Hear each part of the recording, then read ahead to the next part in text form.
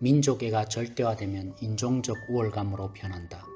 평등을 사랑하는 마음이 최고의 자리를 점하면 특권적 삶을 살아온 자들을 향한 무차별적 증오를 낳는다. 인간 사회는 좋은 정치적 대의를 가짜신으로 둔갑시키는 고질적 성향이 있다. 뭔가를 우상화하면 그 징후로 두려움이 삶의 주된 특성이 된다. 자신이 만든 가짜신이 위협을 받으면 우리는 공황 상태에 빠진다. 자신의 정책과 동지들이 권력을 잃으면 모든 게 무너진다고 믿는다. 상대 정당과 일치하는 부분이 실제로 아주 많은데도 불일치하는 부분에만 집중한다. 정치를 우상화할 때 나타나는 또 다른 징후는 상대의 단순한 과오조차도 악하게 본다. 정치에 대한 과도한 희망과 환멸의 끝없는 악순환, 점점 더 악의적으로 치닫는 정치 담론, 자기 정당의 실권에 따른 극도의 두려움과 절망 등이 다 그것을 설명한다. 우리가 정치적 대의와 사상을 신으로 둔갑시키는 이유는 정치의 우상화를 통해 권력을 신으로 삼기 때문이라고 라인홀드 리버가 말했다. 그에 따르면 모든 인간은 자신이 의존적 존재라는 무력감과 싸운다. 우리는 유한성을 받아들여 하나님께 의존하는 것이 아니라 여전히 내 인생은 내 고난임을 악착같이 확인하려 든다. 하지만 이건 환상일 뿐이다. 리버에 따르면 이런 불안에서 비롯된 권력의지가 우리의 사회적 정치적 관계를 지배한다. 그렇게 되는 방식을 그는 두 가지로 봤다. 첫째, 자기 민족에 대한 자긍심은 좋은 것이지만 나라의 권력과 번영을 무조건 절대화해서 다른 모든 관심사를 거부한다면 폭력과 불의가 자행될 수 있다. 리버는 국가에도 집단적 자존심이 있으며 민족 문화도 개인처럼 우월감과 열등감에 찌들릴 수 있다고 주장했다. 둘째, 각자의 정치 철학을 구원의 믿음으로 삼는 것이다. 정치가 이념으로 바뀌면 그렇게 된다. 이념 신봉자는 자신의 학파나 정당의 각종 사회 문제에 대한 완전한 정답이라고 믿는다. 리버가 역설했듯이 인간의 상고는 늘 뭔가 유한한 가치나 대상을 궁극적으로 정답으로 끌어올린다. 그래야 우리는 문제를 해결할 수 있는 주체가 되고 우리에게 반대하는 이들은 다 바보나 악인이 된다. 하나님으로부터 멀어진 우리가 총체적 무기력감과 무방비 상태를 보충하려고 미친 듯이 애쓴다. 이 모든 문제의 해결할 길은 하나님과의 관계를 치유하는 것뿐이다. 성경에 그런 치유의 극적인 사례가 나온다.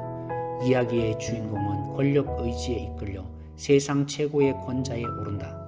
기원전 6세기의 바벨론 제국은 아수르와 애굽 대신 세계의 지배 강국으로 출현했다. 그들은 유다를 침입하고 예루살렘을 점령해 군관, 장인, 학자 등 이스라엘의 전문직 계층을 바벨론의 포로로 끌고 갔다. 그런데 다니엘서 2장에 보면 지상 최고의 권력자인 그는 불면증에 시달렸다. 왕은 꿈속에 등장한 거대한 신상 때문에 몹시 괴로웠다. 그는 세상에 우뚝 솟은 난공불락의 거인이 되고 싶었을 것이다. 문제는 그 신상의 진흙에 발이 있어 결국 쓰러졌다는 것이다. 그는 식은땀을 흘리며 깨어났다. 권력을 얻으려는 이유가 두려움이 아니더라도 일단 권력을 얻고 나면 거의 언제나 두려움이 따라온다.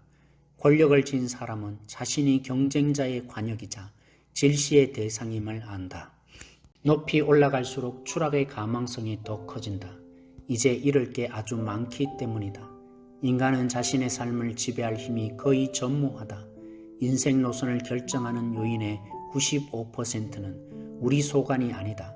출생 시기와 장소, 부모와 가족, 유년기의 환경, 외모, 재능, 대부분의 상황이 그렇다. 우리는 무한한 창조주가 아니라 유한하고 의존적인 존재다. 인간에게는 무력함에 대한 깊은 두려움이 있고 이 두려움은 우리가 하나님으로부터 멀어진 데서 비롯되었다. 권력의 우상은 눈에 보이는 세상 권력을 진자만의 것이 아니다. 누구나 작고 사소한 방식으로 권력을 추구할 수 있다. 권력의 우상은 우리 주변에 어디에나 있다. 그렇다면 해결책은 무엇인가? 느부갓네살의 현자들은 그의 꿈을 해몽하지 못했다.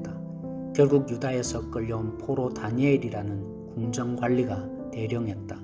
하나님의 능력으로 그는 왕이 말하기도 전에 꿈의 내용을 먼저 알고는 해몽까지 내놓았다. 신상은 지상의 나라들을 상징했다. 그 거대한 우상의 생김새는 우상화되는 인간의 권력과 성취를 대변했다.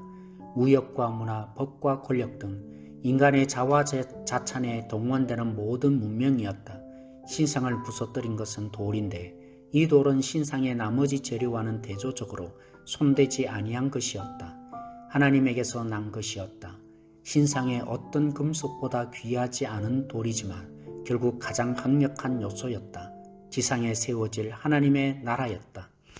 권력자가 알아야 할 것은 스스로 권력을 얻어낸 게 아니라 하나님께 받았을 뿐이며 인간의 모든 권력은 결국 무너진다는 것이다.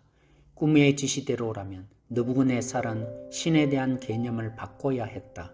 유일하신 하나님이 계심으로 자신의 권력 행사를 주권자이자 재판장이신 그분 앞에 책임져야 한다는 것이었다. 느부갓네살은 이 메시지를 받아들였다. 왕은 하나님이 모든 왕의 주제시라고 고백했다. 최고 권력자가 납작 엎드려 겸손함을 보였다. 여기서 우리는 신학의 중요성을 배운다. 우리가 권력과 통제에 중독되면 다분히 하나님과는 잘못된 탓이다.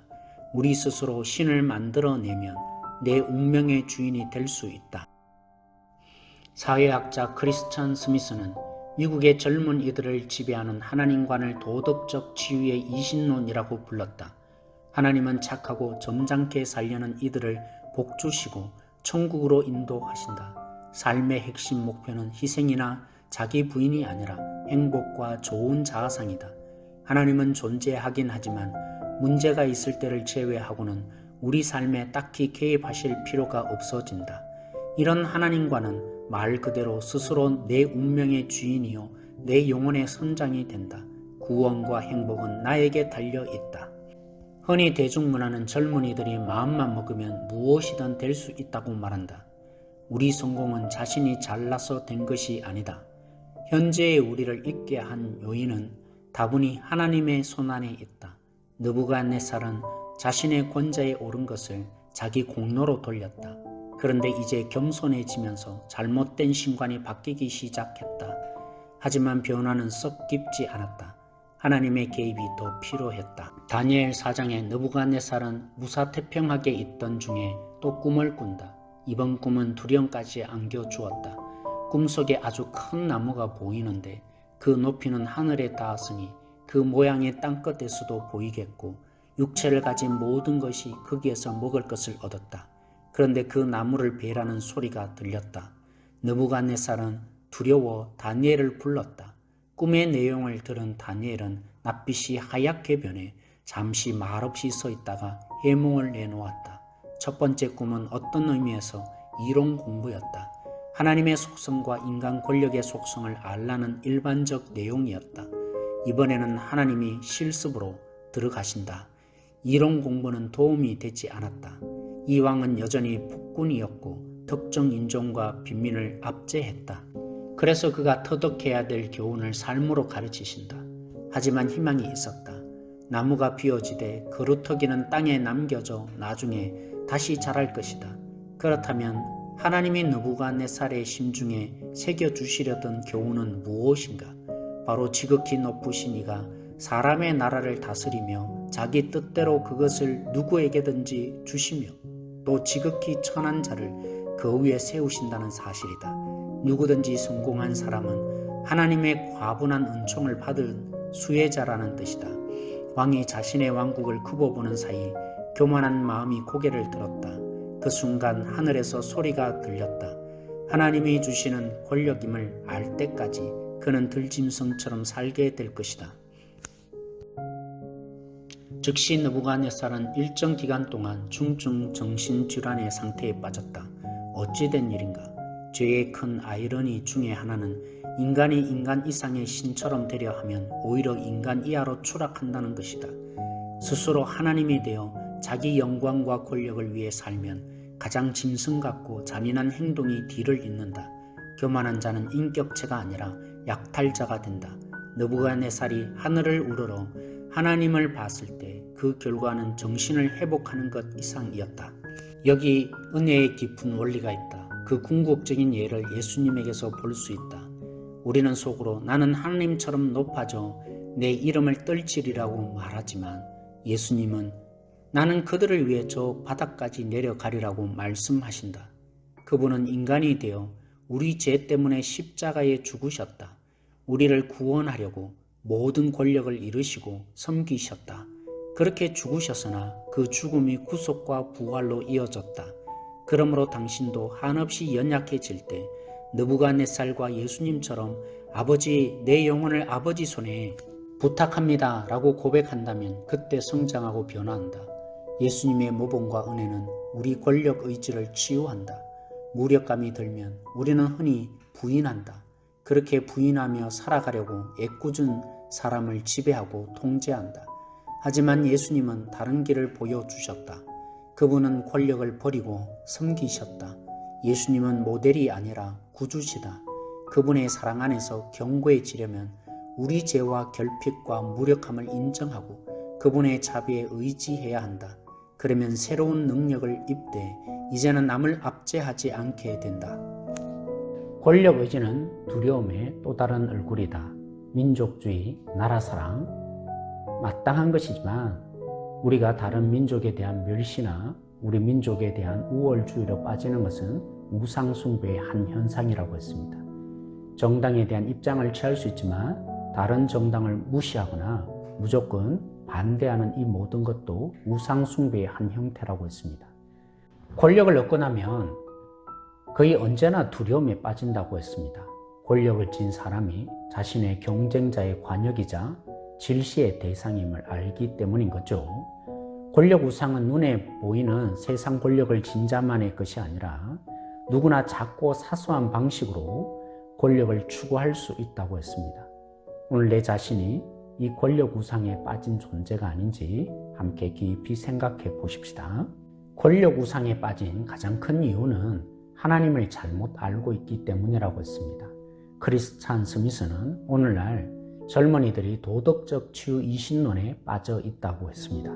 우리는 과연 하나님을 그런 분으로 오해하고 잘못 알고 있지는 않습니까?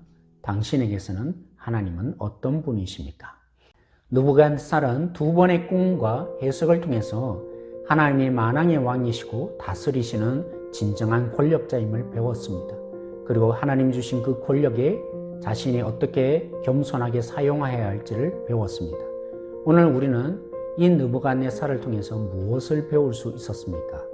예수님은 나약하게 죽으셨으나 그 죽음이 구속과 부활을 가져왔습니다. 우리도 한없이 연약해질 때 느부갓네살과 예수님처럼 아버지 내 영혼을 아버지 손에 부탁하나이다 고백한다면 성장하고 변하고 부활할 것입니다. 이 지혜를 여러분 믿으십니까? 우리는 흔히 연약함을 부인합니다. 오늘 애꿎은 사람을 그래서 지배하려고 통제하려고 하는 우리들입니다. 오늘 예수님이 모델 정도가 아니라 구주가 되게 하십시다. 그분의 사랑 안에 견고해지려면 우리의 죄와 결핍과 무력함을 인정하고 그분의 자비에 의지해야 한다고 했습니다. 오늘 이 고백으로 하나님 앞에 기도해 보시지 않으시겠습니까?